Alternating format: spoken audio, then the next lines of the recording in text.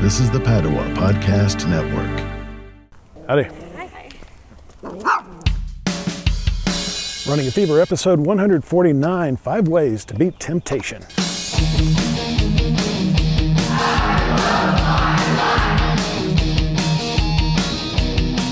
Hey, welcome to the show. This is Michael Davis, your life-loving, long-living companion on the road to better health. I'm out walking today for the first time on any kind of multi-mile distance in about 6 weeks. That's a hot second week in April day.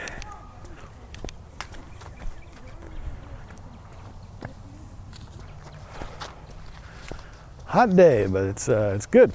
Feels good. I was in the gym this morning, and this week I'm going to do a full week of gym. Now I was going to start out on Monday, but I still can do a 4-day workout. I did not do Monday. Stayed up too late Sunday night and just did not have the fortitude to not hit that snooze at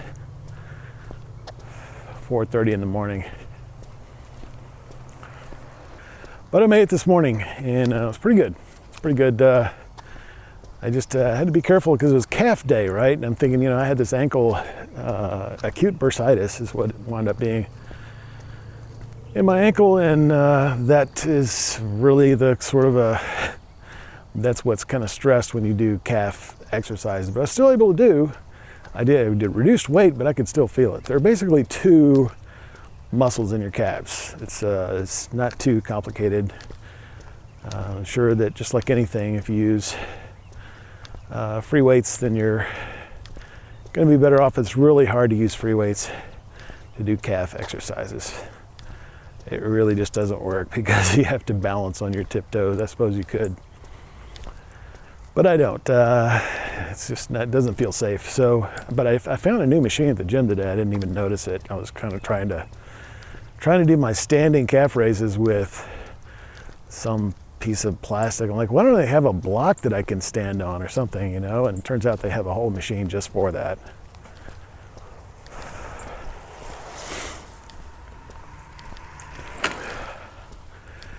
Kind of on its own. It's in the free weight area, but it's got a weight stack on it.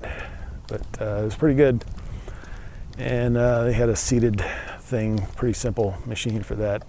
The seated machine is pretty simple. I mean, it's just a bar with weights on it and pads for your knees. So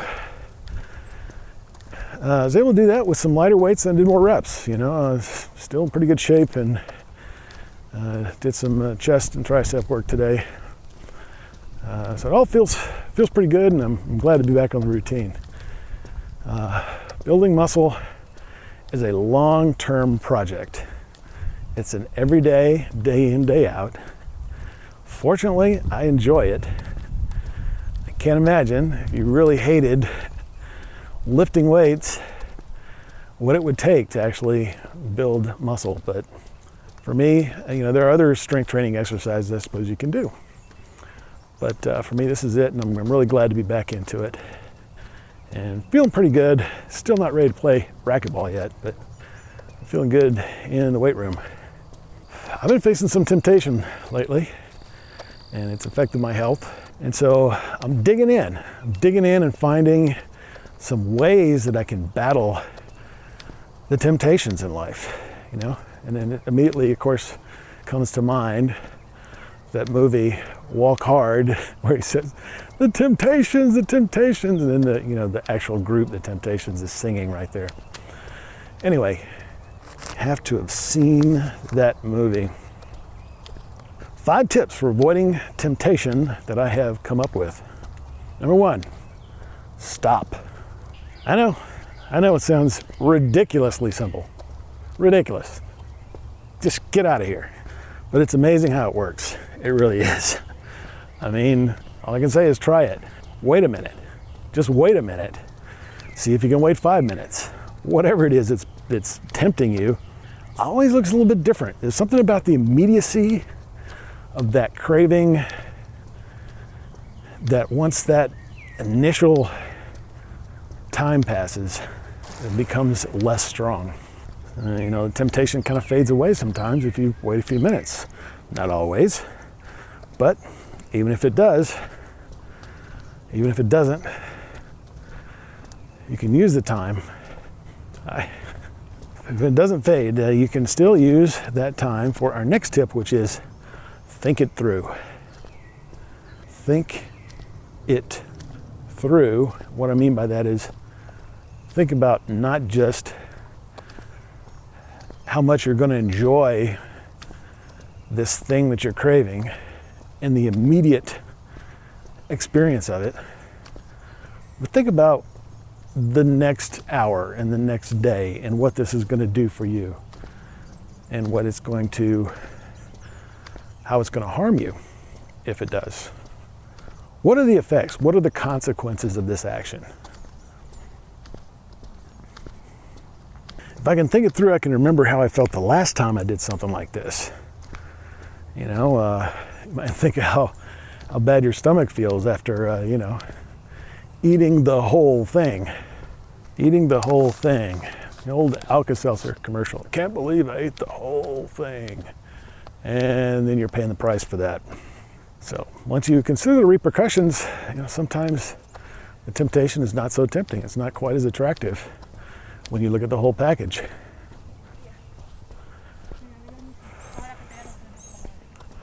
Hello. Hello. Number 3, associate. So here's the problem.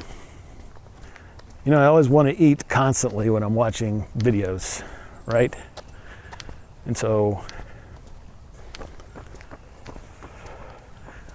I eat, and then after a while I get used to it, and so that behavior, even if I'm not hungry or not at a meal, if I want to watch a video, I think I need to be eating.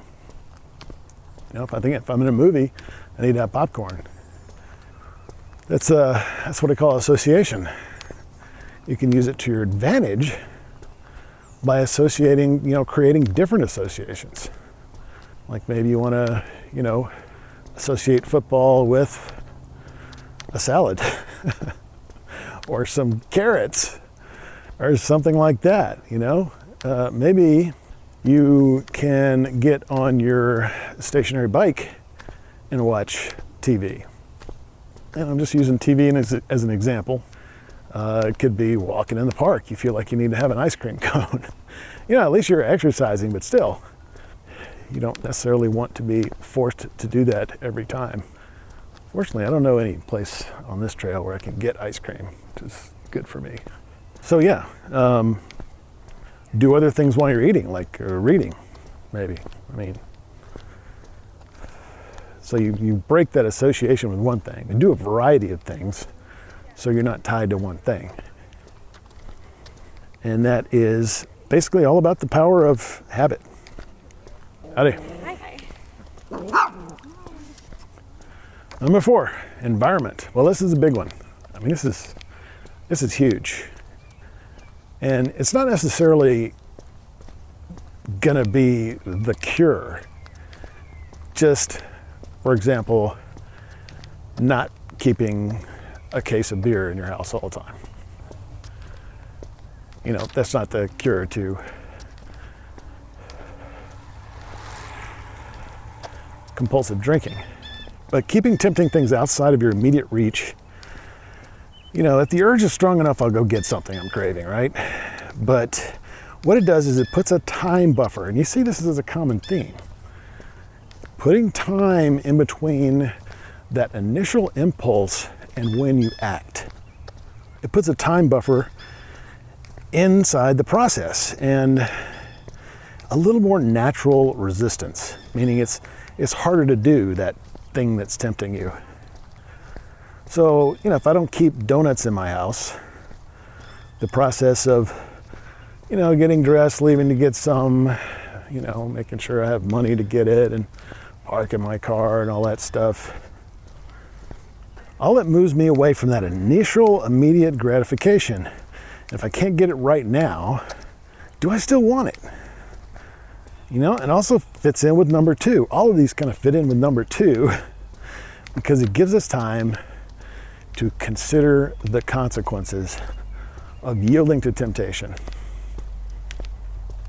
which is really the reason we're trying to avoid it in the first place. This is behavior that we're not really wanting for ourselves, for whatever reason, health, morality, safety. Could be any number of things that could tempt us. And then today I read an article on Buffer, Buffer.com. They cited a study which said people who say, I don't avoid temptation better than people who say, I can't. So in other words, instead of saying, I can't sleep in when I'm supposed to be exercising, you say, I don't sleep in when I'm supposed to be exercising. I can't eat birthday cake because I'm on a diet. I don't eat birthday cake because I care about my health. So it's really simple, and a lot of these things are, it's the simple things. How do you lose weight? Diet and exercise. It's so simple. Doesn't mean it's easy. It just means it's simple. But that simple substitution of the words kind of transfers the power to the individual. I don't eat donuts because that's a choice I made for myself, as opposed to I can't eat donuts because of some external factor being imposed. I'm forcing myself to do something I want to avoid. Let's go over them quickly again. Number 1, stop. Just stop. Number 2, think it through. Think about the consequences. Number 3, associate. Do different things when you're doing the tempting thing. It's the power of association of different tasks or acts. Number 4, environment. Keep temptations that bother you particularly out of reach, out of easy reach. And number 5, say I don't rather than saying I can't. So I want to take a minute to tell you about something I use every single day to help improve my health, and that's the iHealth scale. And it not only measures your weight and body fat and BMI, and can do that for multiple people. And if you enter the right, for BMI, of course, you have to have your total height as well as your weight. And the biometric impedance analysis is a 4-point system. It not only does all that, but it also tracks everything just wirelessly. Automatically adds the information into an internet database. And so the next time you open the app on your phone or you go to the website on your computer, all your information is there. Complete history. Every time you stepped on the scale, if it's multiple times per day, if it's once a day, like I usually do. And when I do the stats for the show, that you'll see in the show notes of every episode, that's how I do it. I go to my iHealth app on my phone, and I read them right off of there. I don't have to leave the comfort of my desk to get all that information. I don't have to write it down. It's all compiled automatically for me. Worth every penny, and I have been using it for a while and still use it today. So if you're interested, then please go to runningafever.com/iHealthScale, or just click the top link on the shop page at runningafever.com. That way you help the show, help me cover expenses without paying any more than you normally would. Those 5 things, I'm going to try to put them into practice and just think about them. They're really simple, really simple. Not always easy, but it's really just a matter, I think, of thinking about it. Giving yourself the time to think about it and just knowing and being aware. So I hope you enjoyed this, and if you got the fever, keep it. If you don't have it, go get it. I'll talk to you next time on Running a Fever.